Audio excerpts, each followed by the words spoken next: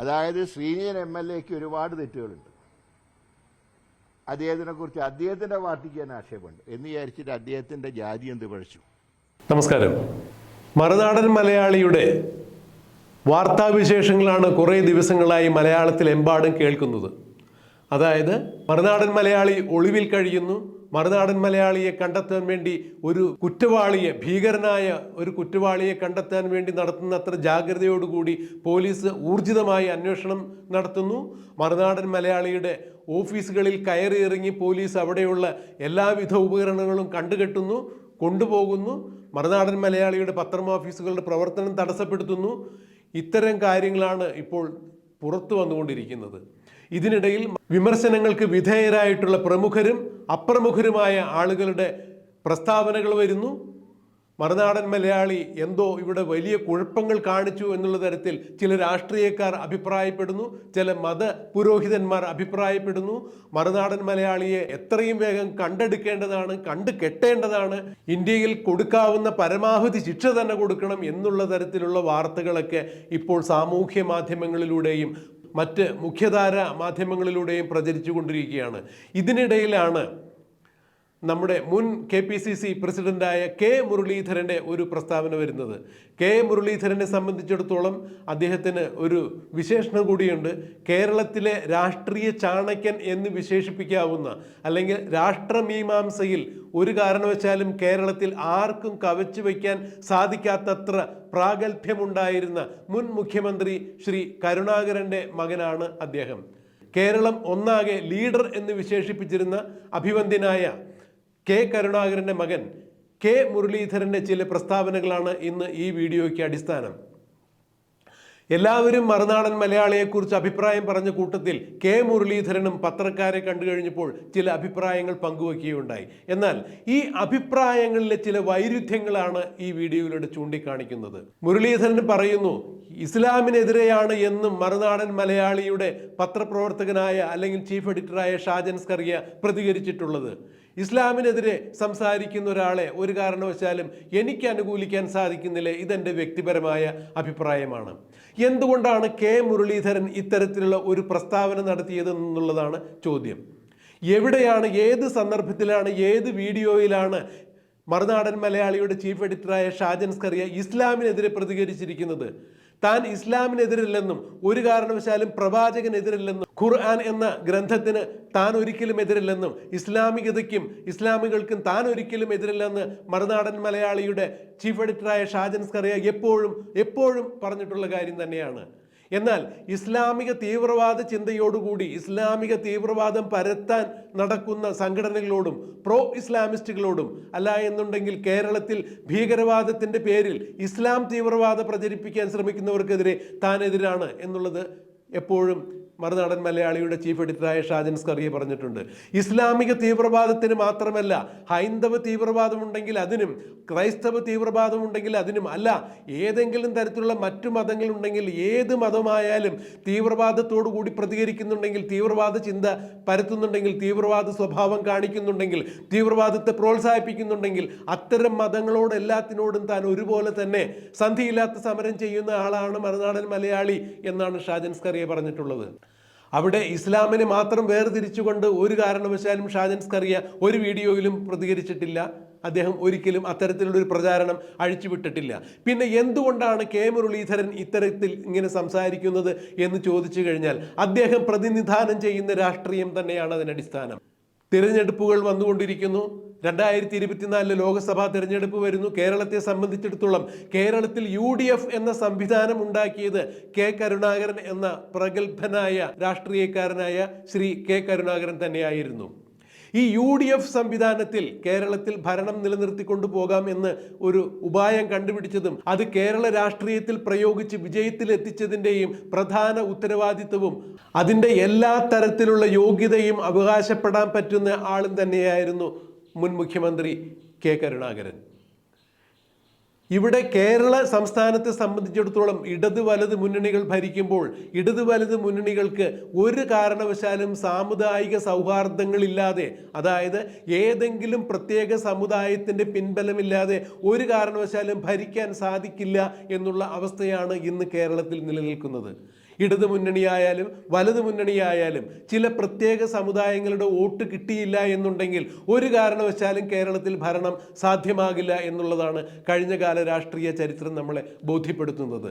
ഈ ഒരു ഓർമ്മയിൽ നിന്നുകൊണ്ട് തന്നെയാണ്, ഈ ഒരു തിരിച്ചറിവിൽ നിന്നുകൊണ്ട് തന്നെയാണ് മുരളീധരൻ ഇത്തരത്തിലുള്ളൊരു പ്രസ്താവന നടത്തിയിരിക്കുന്നത് എന്നുള്ളതിന് യാതൊരു സംശയവുമില്ല. ഇത് തന്നെയാണ് മറ്റിതര രാഷ്ട്രീയ കക്ഷികളും കെ മുരളീധരൻ്റെ ഇപ്പോഴത്തെ ഈ പ്രസ്താവനയെ വിലയിരുത്തുന്നതും ഇങ്ങനെ തന്നെയാണ്. എന്തുകൊണ്ടാണ് മുരളീധരൻ ഇത്തരത്തിൽ അടിസ്ഥാനരഹിതമായ ഒരു പ്രസ്താവന നടത്തിയത്? എവിടെയാണ് മറുനാടൻ മലയാളി മുസ്ലിങ്ങൾക്കെതിരെ സംസാരിച്ചിരിക്കുന്നത്? എവിടെയാണ് മറുനാടൻ മലയാളി ഇസ്ലാമിനെതിരെ സംസാരിച്ചിരിക്കുന്നത്? അപ്പോൾ ഇസ്ലാമിനെതിരെ സംസാരിച്ചു എന്ന് പറഞ്ഞു കഴിഞ്ഞാൽ ഇസ്ലാമിക സമുദായത്തിൻ്റെയും അല്ലെങ്കിൽ മുസ്ലിം ന്യൂനപക്ഷങ്ങളുടെയും വോട്ട് തങ്ങൾക്ക് അനുകൂലമാക്കി മാറ്റാൻ പറ്റും എന്നുള്ള ഒരു മനോഭാവത്തിലാണ് ഇപ്പോൾ കെ മുരളീധരൻ മറുനാടൻ മലയാളിക്കെതിരെ തിരിഞ്ഞിരിക്കുന്നത് എന്നുള്ളതാണ് പത്രമാധ്യമങ്ങളും മറ്റിതര രാഷ്ട്രീയ കക്ഷികളും ചൂണ്ടിക്കാണിക്കുന്നത്. നിരുത്തരവാദിത്തപരമായ ഒരു പ്രസ്താവന തന്നെയാണ് കെ മുരളീധരൻ നടത്തിയിരിക്കുന്നത്. ഒരു കാരണവശാലും ഷാജൻ സ്കറിയ ഇസ്ലാമിനെതിരെ സംസാരിച്ചിട്ടില്ല, കേരളത്തിലെ മുസ്ലിങ്ങൾക്കെതിരെ സംസാരിച്ചിട്ടില്ല. തീവ്രവാദത്തിനെതിരെ സംസാരിക്കുമ്പോൾ, ആഗോള വ്യാപകമായി നടക്കുന്ന ഇസ്ലാം തീവ്രവാദത്തിനെതിരെ സംസാരിക്കുമ്പോൾ അതെങ്ങനെയാണ് കേരളത്തിലെ പാവപ്പെട്ട മുസ്ലിം സഹോദരന്മാർക്കെതിരെയുള്ള പ്രസ്താവനയാകുന്നത്? ഇത് കെ മുരളീധരൻ വിശദീകരിക്കേണ്ടതാണ്. ഒരു കാരണവശാലും ഇസ്ലാമിക തീവ്രവാദത്തെക്കുറിച്ച് പറയുമ്പോൾ കേരളത്തിലെ മുസ്ലിം സഹോദരന്മാർക്കെതിരെയുള്ള പ്രസ്താവനയാകുന്നത് എന്ന് കെ മുരളീധരൻ വിശദീകരിക്കേണ്ടത് ആവശ്യമാണ്. ഷാജൻ സ്കറിയ പറഞ്ഞിരിക്കുന്നത് ഇസ്ലാമിക തീവ്രവാദത്തെക്കുറിച്ചാണ്, പ്രോ ഇസ്ലാമിസ്റ്റുകളെ കുറിച്ചാണ്. അത്തരത്തിലുള്ള ആളുകളാണോ കേരളത്തിലെ മുസ്ലിം സഹോദരന്മാർ എന്നാണോ ഇപ്പോൾ കെ മുരളീധരൻ പറഞ്ഞു വരുന്നത്? അപ്പോൾ കെ മുരളീധരൻ തന്നെയാണ് ഇപ്പോൾ കേരളത്തിലെ മുസ്ലിങ്ങളെ ഇസ്ലാമിക തീവ്രവാദികളായി ചാപ്പുകുത്തുന്നത് എന്ന് വേണം മനസ്സിലാക്കാൻ. ഒരു കാരണവശാലും ഷാജൻ സ്കറിയ ഇവിടുത്തെ മുസ്ലിം സഹോദരന്മാരെ തീവ്രവാദികൾ എന്ന് വിളിച്ചിട്ടില്ല. അപ്പോൾ പിന്നെ എങ്ങനെയാണ് ഇസ്ലാം സമൂഹത്തിനെതിരെ ഷാജൻ സ്കറിയ തിരിഞ്ഞു എന്ന് പറയുന്നത് എന്ന് മനസ്സിലാകുന്നില്ല. ഇസ്ലാമിക തീവ്രവാദത്തെക്കുറിച്ച് പറഞ്ഞിട്ടുണ്ട്, ഇസ്ലാമിക തീവ്രവാദത്തെ എതിർത്ത് സംസാരിച്ചിട്ടുണ്ട്, ഹൈന്ദവ തീവ്രവാദത്തെ എതിർത്ത് സംസാരിച്ചിട്ടുണ്ട് ഷാജൻ സ്കറിയ, ക്രൈസ്തവ തീവ്രവാദത്തെ കുറിച്ച് എതിർത്ത് സംസാരിച്ചിട്ടുണ്ട് ഷാജൻ സ്കറിയ. എല്ലാവിധ തീവ്രവാദങ്ങൾക്കും എതിർ തന്നെയാണ് ഷാജൻ സ്കറിയ എപ്പോഴും നിലപാടെടുത്തിട്ടുള്ളത്. ഈ നിലപാട് തന്നെയായിരുന്നു ഷാജൻ സ്കറിയയുടെ പത്രമാധ്യമമായ മറുനാടൻ മലയാളിയുടെയും നിലപാട് തന്നെയായിരുന്നു. അപ്പോൾ ഒരു സമുദായത്തെയും മാറ്റി നിർത്തിക്കൊണ്ട് ഒരു കാരണവശാലും ഷാജൻ സ്കറിയ അങ്ങനെ സംസാരിച്ചിട്ടില്ല. ഒരു സമുദായത്തെയും ഇകഴ്ത്തിക്കൊണ്ട് ഷാജൻ സ്കറിയ സംസാരിച്ചിട്ടില്ല എന്നുള്ളതാണ് ഞങ്ങളുടെ കൃത്യമായ വിവരം. ഇനി ശ്രീനിജനെതിരായിട്ടുള്ള കുന്നത്തുനാട് MLA ബഹുമാന്യനായ ശ്രീനിജനെതിരായിട്ടുള്ള ഒരു പരാമർശത്തെക്കുറിച്ചും കെ മുരളീധരൻ സവിസ്തരം പ്രസ്താവിക്കുന്നുണ്ട്. അദ്ദേഹം പറയുന്നത് ശ്രീനിജൻ എന്ന വ്യക്തിക്ക് 100 കുറ്റങ്ങൾ ഉണ്ടാകാം, പക്ഷെ ശ്രീനിജൻ ജനിച്ച ആ ഒരു പട്ടികജാതി പട്ടികവർഗത്തെ എന്തിനാണ് ആക്ഷേപിക്കുന്നത് എന്നാണ് മുരളീധരൻ ചോദിക്കുന്നത്. ഇത് തീർത്തും അടിസ്ഥാനരഹിതമായിട്ടുള്ള ഒരു പ്രസ്താവനയാണ്. കാരണം കുന്നത്തുനാട് MLA ശ്രീനിജൻ തന്നെ ജാതീയമായി ഷാജൻ സ്കറിയ ആക്ഷേപിച്ചു എന്ന് പറയുന്ന വീഡിയോയിൽ ഒരു സ്ഥലത്തും ജാതീയമായി ഷാജൻ സ്കറിയ ഒരു പരാമർശം പോലും കുന്നത്തുനാട് MLA ആയ ശ്രീനിജനെതിരെ ജാതീയമായി നടത്തുന്നില്ല. ഒരു MLA എന്ന നിലയിൽ, ജില്ലാ സ്പോർട്സ് കൗൺസിൽ പ്രസിഡന്റ് എന്ന നിലയിൽ ശ്രീനിജൻ സ്റ്റേഡിയത്തിൽ പരിശീലനത്തിനെത്തിയ കുട്ടികളെ സ്റ്റേഡിയത്തിൽ പ്രവേശിപ്പിക്കാതെ സ്റ്റേഡിയം പൂട്ടി താക്കോലുമായി കടഞ്ഞ ആ ഒരു നടപടിയെയാണ് ഷാജൻ സ്കറിയ വിമർശിച്ചത്. അത് കുന്നത്തുനാട് MLA എന്ന ശ്രീനിജന്റെ ജാതിയെക്കുറിച്ചുള്ള ആക്ഷേപമായിരുന്നില്ല. ജാതീയമായി ഒരു സ്ഥലത്തും ആ വീഡിയോയിൽ പരാമർശിച്ചിട്ടില്ല. പിന്നെ ഏത് വീഡിയോയിലാണ് കുന്നത്തുനാട് MLAയുടെ, അതായത് പട്ടികജാതി പട്ടികവർഗക്കാരനായ കുന്നത്തുനാട് MLAയെ ജാതീയമായി മറുനാടൻ ഷാജൻ സ്കറിയ ആക്ഷേപിച്ചു എന്ന് കെ മുരളീധരൻ പറയുന്ന വീഡിയോ ഏതാണെന്ന് മനസ്സിലാകുന്നില്ല. അങ്ങനെ ഏതെങ്കിലും തരത്തിലുള്ള ഒരു വീഡിയോ കെ മുരളീധരൻ്റെ കൈവശമുണ്ടെങ്കിൽ അത് പോലീസിനെയോ അന്വേഷണ ഏജൻസികളെയോ ഏൽപ്പിക്കേണ്ടതാണ്. ഷാജൻ സ്കറിയയുടെ മുൻകൂർ ജാമ്യാപേക്ഷ ഹർജി ഇപ്പോൾ സുപ്രീം കോടതിയിൽ ഇരിക്കുകയാണ്. ഈ സുപ്രീം കോടതി, ബഹുമാനപ്പെട്ട സുപ്രീം കോടതിയിൽ വേണമെന്നുണ്ടെങ്കിൽ കെ മുരളീധരന് ഈ പറയുന്ന പ്രസ്തുത വീഡിയോ ഏൽപ്പിക്കാം. ഞങ്ങൾ കണ്ട വീഡിയോയിൽ ഒരിടത്തും തന്നെ, അതായത് ശ്രീനിജന് ജാതീയമായി ആക്ഷേപിച്ചു എന്ന് ശ്രീനിജൻ അവകാശപ്പെടുന്ന ആ വീഡിയോയിൽ, അതിപ്പോഴും ഞങ്ങളുടെ കൈവശമുണ്ട്, ആ വീഡിയോയിൽ ഒരു കാരണവശാലും ശ്രീനിജനെ ജാതീയമായി എവിടെയും ഷാജൻ സ്കറിയ ആക്ഷേപിച്ചിട്ടില്ല. അപ്പോൾ കെ മുരളീധരൻ ഇവിടെ രണ്ടാമത് ഒരു ഇരട്ടത്താപ്പ് കൂടി പ്രയോഗിച്ചിരിക്കുന്നു. പട്ടികജാതി പട്ടികവർഗത്തിന്റെ സംരക്ഷകരാണ് ഞങ്ങൾ. ഇവിടെ ആരാണ് പട്ടികജാതി പട്ടികവർഗത്തെ തള്ളി പറഞ്ഞിരിക്കുന്നത്? പട്ടികജാതി പട്ടികവർഗത്തെ പ്രത്യേക ആനുകൂല്യങ്ങൾ കൊടുത്ത് അവരെ സമൂഹത്തിന്റെ മുഖ്യധാരയിലേക്ക് കൊണ്ടുവരാൻ വേണ്ടി ഊർജിതമായ ശ്രമങ്ങൾ നടക്കുന്നുണ്ട്. നല്ല കാര്യം, തീർച്ചയായും നടക്കട്ടെ. പക്ഷേ അതുകൊണ്ട് തന്നെ പട്ടികജാതി പട്ടികവർഗ പീഡന നിരോധന നിയമപ്രകാരം അവർക്കെതിരെ ആര് തിരിഞ്ഞാലും അത് കേസെടുക്കേണ്ടത് തന്നെയാണ്. നിയമപരമായി ശിക്ഷിക്കപ്പെടേണ്ടതാണ്, മാതൃകാപരമായി ശിക്ഷിക്കപ്പെടേണ്ടതാണ്. ഇവിടെ ഷാജൻ സ്കറിയെ ബഹുമാനപ്പെട്ട കുന്നത്തുനാട് MLA PV ശ്രീനിജന് ജാതീയമായി ആക്ഷേപിച്ചു എന്ന് പറയുന്ന ആ വീഡിയോയിൽ ഒരു സ്ഥലത്തും ഞങ്ങൾ കേട്ടെടുത്തോളം, ഞങ്ങളുടെ നിയമബോധം വച്ചെടുത്തോളം, ഞങ്ങളുടെ നീതിബോധത്തെ സംബന്ധിച്ചിടത്തോളം അതിനെ അടിസ്ഥാനമാക്കി പറയുകയാണെങ്കിൽ ഒരു തരത്തിലും ഷാജൻ സ്കറിയ ശ്രീനിജനെ ജാതീയമായി അധിക്ഷേപിച്ചിട്ടില്ല. പിന്നെ എങ്ങനെയാണ് കെ മുരളീധരന് ആ വീഡിയോയിൽ ശ്രീനിജനെ കുറിച്ച് ഷാജൻ സ്കറിയെ മോശമായി പറഞ്ഞു, ജാതീയമായി അധിക്ഷേപിച്ചു എന്ന് എങ്ങനെയാണ് മനസ്സിലായത്? അങ്ങനെ അദ്ദേഹത്തിന് അത്തരത്തിൽ ഏതെങ്കിലും വീഡിയോകൾ കയ്യിലുണ്ടെങ്കിൽ തീർച്ചയായും അത് അന്വേഷണ ഏജൻസികൾക്ക് ഏൽപ്പിക്കാവുന്നതാണ്. ഒരു പൊതുപ്രവർത്തകൻ എന്ന രീതിയിൽ കെ മുരളീധരന് അത്തരം പ്രവൃത്തിയിലൂടെ മുന്നോട്ട് പോകാൻ അവകാശമുണ്ട്, സ്വാതന്ത്ര്യമുണ്ട്, അധികാരമുണ്ട്. അദ്ദേഹം അത് ചെയ്യേണ്ടത് തന്നെയാണ്. അദ്ദേഹത്തിൻ്റെ ധാർമ്മികമായ ഉത്തരവാദിത്വം അത് തന്നെയാണ്. സംസാരിക്കുമ്പോൾ ഏതെങ്കിലും തരത്തിൽ ഞങ്ങൾ സംസാരിക്കുമ്പോഴെല്ലാം തന്നെ ചില ജാതി മത സമവാക്യങ്ങൾ ഉള്ളിൽ വെച്ചുകൊണ്ടേ ഞങ്ങൾ സംസാരിക്കൂ. ഞങ്ങളുടെ സംസാരത്തിലെ പിഴവുകൾ പോലും ഞങ്ങളുടെ വോട്ട് ബാങ്കുകൾ നഷ്ടമാക്കരുത് എന്നുള്ള ധാരണയോടുകൂടിയാണ് ഇവിടെ പല നേതാക്കളും പത്രമാധ്യമങ്ങളെ കാണുമ്പോൾ സംസാരിക്കുന്നത്. ഇത് തന്നെയാണ് കെ മുരളീധരനും ചെയ്തിരിക്കുന്നത് എന്നുള്ളതാണ് ഇപ്പോൾ പത്രമാധ്യമ സുഹൃത്തുക്കളും ചില രാഷ്ട്രീയ കക്ഷികളും ചൂണ്ടിക്കാണിക്കുന്നത്. എന്തുകൊണ്ടാണ് ഇസ്ലാം സമൂഹത്തെ ഷാജൻ സ്കറിയ അധിക്ഷേപിച്ചു എന്ന് പറയുന്നത്? അതിന് കെ മുരളീധരൻ കൃത്യമായ മറുപടി പറയണം. അത്തരത്തിൽ ഏതെങ്കിലും വീഡിയോകൾ അദ്ദേഹത്തിൻ്റെ കയ്യിൽ ഷാജൻ സ്കറിയുടേതായി ഉണ്ടെങ്കിൽ അത് ഹാജരാക്കണം. ഇസ്ലാമിക തീവ്രവാദത്തെക്കുറിച്ച് പറയുമ്പോൾ ഇവിടെ എങ്ങനെയാണ് ഇസ്ലാമിനെതിരെ തിരിയുക എന്ന് പറയുക? ഇസ്ലാം മതം സ്വീകരിച്ചവരെല്ലാവരും ഇവിടെ തീവ്രവാദികളാണോ? അപ്പോൾ ഇസ്ലാം തീവ്രവാദത്തിനെതിരെ പറയുമ്പോൾ എങ്ങനെയാണ് ഇസ്ലാമിനെതിരെയുള്ള പ്രസ്താവനയായിട്ട് മാറുന്നത്? ഇസ്ലാമിക ചിന്തയുള്ള ഇസ്ലാം മതം സ്വീകരിച്ചവരെല്ലാവരും തന്നെ, അതിൽ ഭൂരിപക്ഷം ആളുകളും ഇത്തരം തീവ്രവാദങ്ങളെ തള്ളിപ്പറയുന്ന ആളുകൾ തന്നെയാണ്.